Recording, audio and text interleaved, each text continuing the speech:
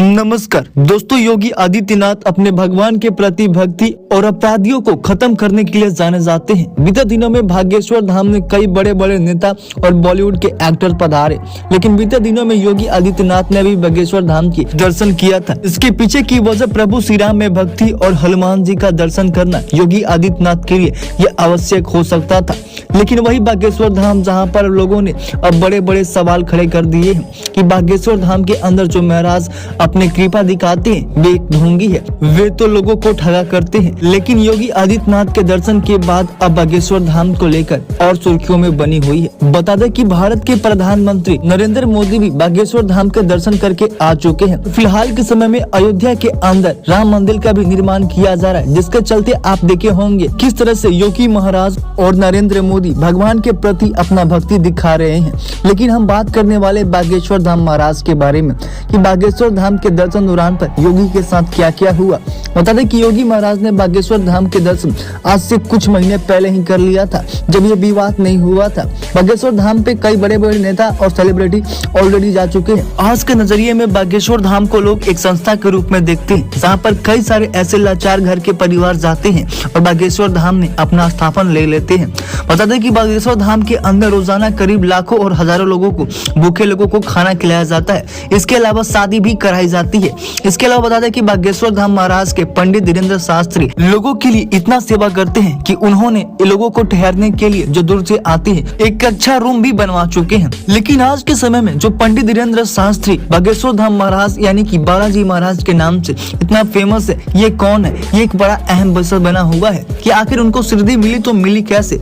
इसके पीछे की वजह बताई जा रही है कि पंडित धीरेन्द्र शास्त्री एक बेहद ही गरीब परिवार के पंडित जाति के अंदर पे वो जन्म लिए थे। जन्म लेने के बाद उन्होंने शुरू से ही रामायण और गीता की पढ़ाई करना शुरू कर दी थी और इसी पढ़ाई को जारी रखते हुए वे अयोध्या में जाकर वो श्री राम को लेकर भी पढ़ाई करना चाहते थे, लेकिन वे गरीब होने के कारण वे अयोध्या न जा पाए। जिसके बाद पास में मौजूद एक बजरंगबली की मूर्ति, जिसे आज के समय पे बागेश्वर धाम महाराज के नाम से प्रसिद्ध किया गया है, वहीं पर जाकर उन्होंने अपना सेवा और तपस्या करना शुरू कर दिया। वे दिन भर तपस्या करते और प्रभु श्री राम और बालाजी महाराज के चरणों में पड़े रहते। लगातार करीब सालों तक उन्होंने बालाजी महाराज की सेवा किया, जिसके बाद उन्हें एक सिद्धि मिली। उस सिद्धि के अंदर ये जान सकते हैं, भाई वे कोई भी लोग हो, चाहे कितना भी बड़ा क्यों ना हो, बिन बताए ये जान जाते हैं कि उनके ऊपर कौन सी कठिनाई बीत रही है और कौन सी आने वाली है। अब उन्हीं सिद्धि के जरिए उन्होंने लोगों की मदद करना जारी कर दिया, बागेश्वर धाम लगाना शुरू कर दिया। दरबार के अंदर अब बड़े बड़े जो भी लोग हो, चाहे आप कितने भी गरीब हो, अगर आपके ऊपर कठिनाई गुजर रही है तो बागेश्वर धाम महाराज के बालाजी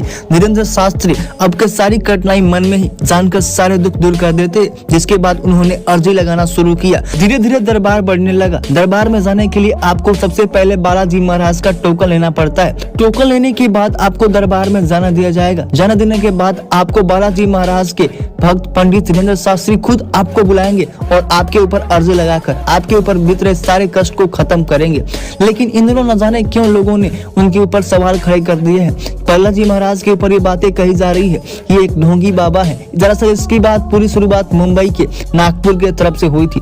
नागपुर के अंदर एक एक्ट चलता है, उस एक्ट के अंदर ब्लैक मैजिक उसे बोला जाता है। ब्लैक मैजिक के जरिए अगर आप अंधविश्वास फैलाते हैं तो आपके ऊपर केस किया जाता है। तो वहाँ की एक संस्था है जिसे ब्लैक मैजिक एक्ट के जरिए वे काम करती है। तो इस संस्था के एक पब्लिक ने FIR कर दिया और बोला कि बालाजी महाराज जो हम वे एक ढोंगी है। अगर ढोंगी नहीं है तो हमारे सामने आकर वे अपने बालाजी महाराज अपनी कृपा दिखाएं, अपनी प्रकार दिखाएं, जो भी अपना सेवा करते हैं लोगों के प्रति चमत्कार दिखाएं।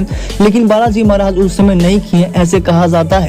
लेकिन इस बात में कितनी सच्चाई है इसकी तो पुष्टि अभी तक नहीं हुई है। तो वहीं बालाजी महाराज ने इन सारे सवालों को जवाब करते हुए जब न्यूज मीडिया टीम वहां पर पहुंची तो उन्होंने कहा कि अगर आप लोगों को हमारे ऊपर शक है कि मैं ढोंगी हूं तो कोई बात नहीं है, आप लोग यहीं पर खड़े रहिए, दरबार में घूमिए चारों तरफ और चारों तरफ दरबार में से किसी भी एक महिला, एक पुरुष, एक किसी भी व्यक्ति को खड़ा करके मेरे पास लाइए और उस व्यक्ति के बारे में मैं सारे सच बता दूंगा। उस व्यक्ति को मैं नहीं बुलाऊंगा, वरना आप कहेंगे कि दरबार में जिस व्यक्ति को मैंने बुलाया है वे मेरा ही आदमी है। जिसके बाद न्यूज वाले, मीडिया वाले सभी लोग पंडाल के चारों तरफ घूमना शुरू कर देते हैं और पंडाल के अंदर से एक एक एक करके एक व्यक्ति को खड़ा करके लाते हैं। बाबा की चमत्कार देखिए, बाबा ने पुर्जी में सबसे पहले ही उनके दौरों के बारे में लिख रखा था और बाबा ने बोला कि कौन सी पुर्जी उठाऊं। न्यूज रिपोर्टर के मुताबिक एक पुर्जी उठाया गया और उस पुर्जी में जो भी बातें लिखी हुई थी उस व्यक्ति के बारे में ही था, जिसके बाद बाबा के चमत्कार देखते ही सबके आंख खुले के खुले रह गए।